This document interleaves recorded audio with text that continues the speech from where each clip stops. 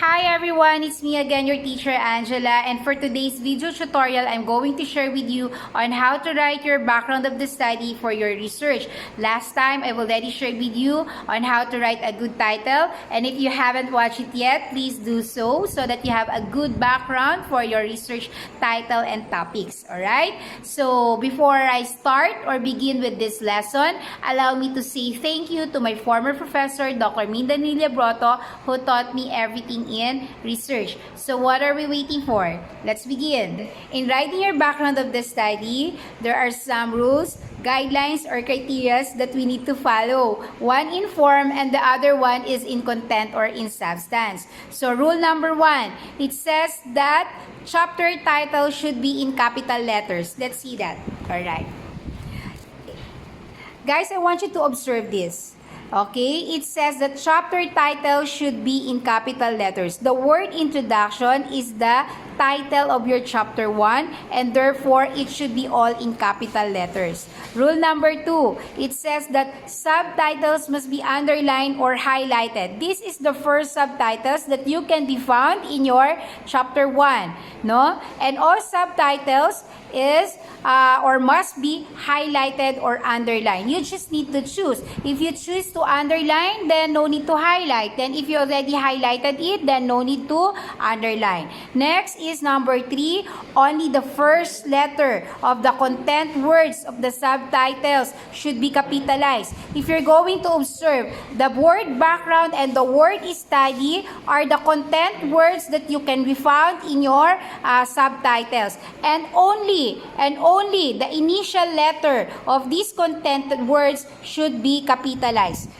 Look at this. The word letter B is capitalized and the word letter S is also capitalized, but not in the word of and not in the word the. Next rule is number 4, it should be in paragraph form. As you can see, guys, the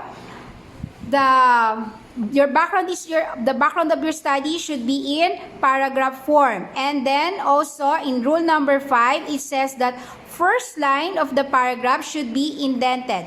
First line of the paragraph should be indented. Number 6, avoid long sentences. Avoid long sentences. It is because in rule number 7, it says that use simple words and direct to the point. And in rule number 8, limit your borrowing ideas, okay? No, if happens that you really need to copy one idea of one author, you just need to limit those borrowing ideas, no? Because what more important is your idea and not the idea of the other author, no? Their writings are just or will support your paper, but they are not the one who is writing. It is you and it is your idea are more important, okay? Next is in rule number 9, it says that it should not be cut and paste. Do not do that. Please do not commit plagiarism.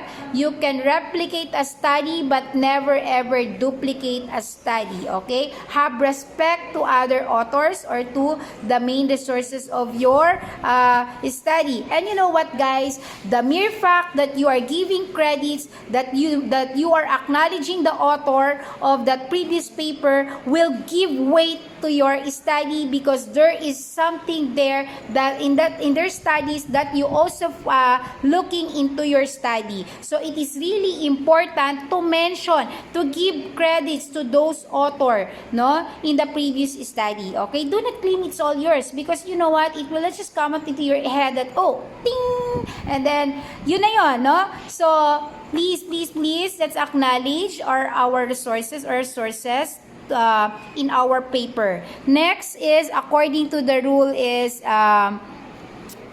number 11 is no footnoting at the very first page of your paper. As you can see, guys, there is no footnote at the bottom of the very first page. It is because, why? It is because on rule number 12, it says that first page must be the original words of the researcher. Okay? The very first page should be the original words of the researcher.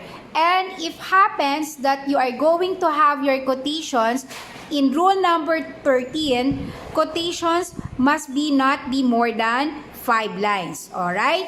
Quotations must not be more than in 5 lines. So that's all in writing background of the study in form, but it will not stop there. There's still more. No, what should be the content? What should be the substance of your background of the study? Okay, let's continue. So in writing your background of the study in content and in substance, there are still some rules and guidelines that we need to follow. Rule number 1, it says that if you're going to include quotations, there must be a significant bearing to the problem. Then therefore, do not write quotations that has no relationship to your study.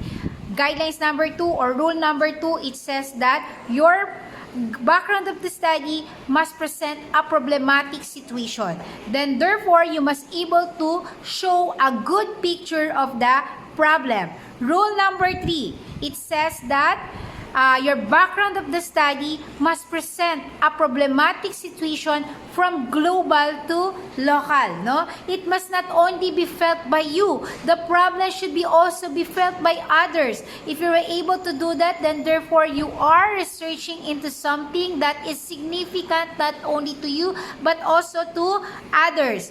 The next rule number 4, it says that your background of the study must have a universally held theories, principles, and assumptions. Yes, no, because these are significant bearing to your studies, that gives weight to your studies if you have a significant theories, universally held theories, assumptions, and principles. And if you do that, no, you must be able to say what is your legal basis of that thing. No, another rule, it says that if you are going to write the universally held theories, principles, and assumptions, and you give the legal basis, then therefore you must able to share or to include also the pronouncement of those authorities. No, if you are able to write the theories, assumptions, the legal basis, and also the pronouncement of that authority,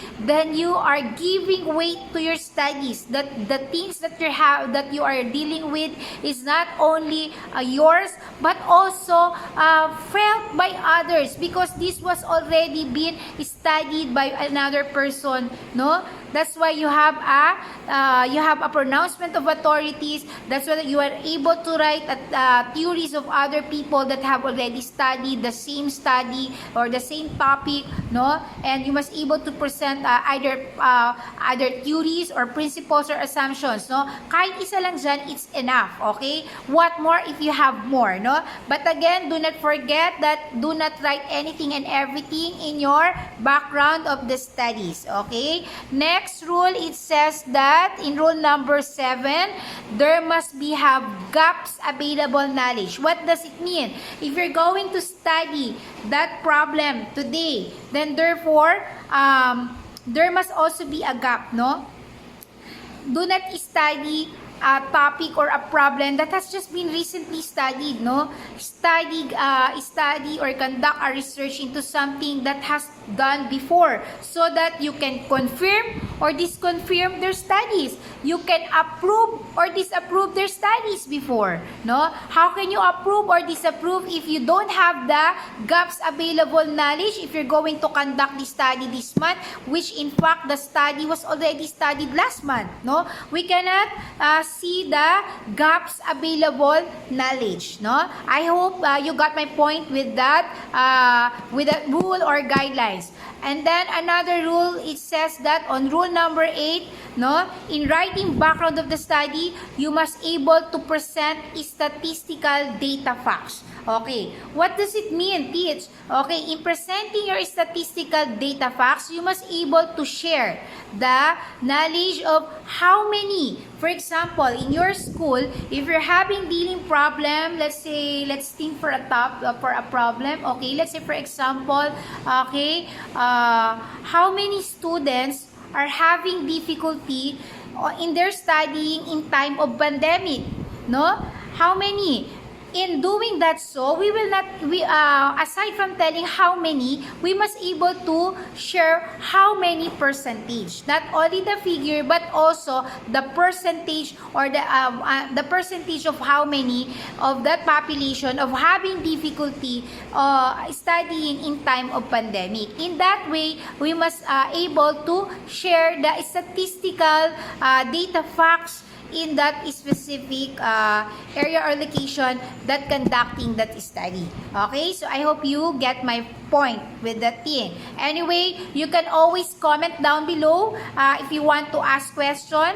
No, just don't forget to comment, to leave a comment, or you can tap me so I can get back to you and reply to you. No, if there's something that I was not able to give a clear picture of my explanation. So let's move on.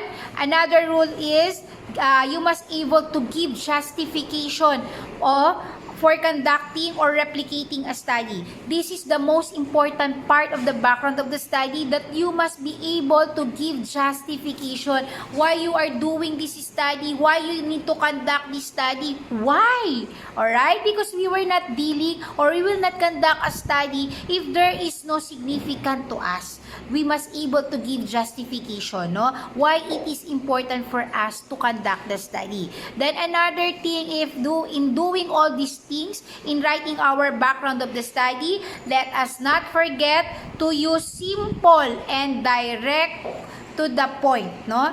Use simple words and direct to the point. So these are all things that we need to recall or to follow in writing our background of the study. I hope you learned something today. Again, if you have questions, please don't forget to post your comment or your questions right there down below. And if you think you like my video, please give a like. And for more videos, please don't forget to subscribe my channel. Thank you, and I hope you learned something today. Goodbye.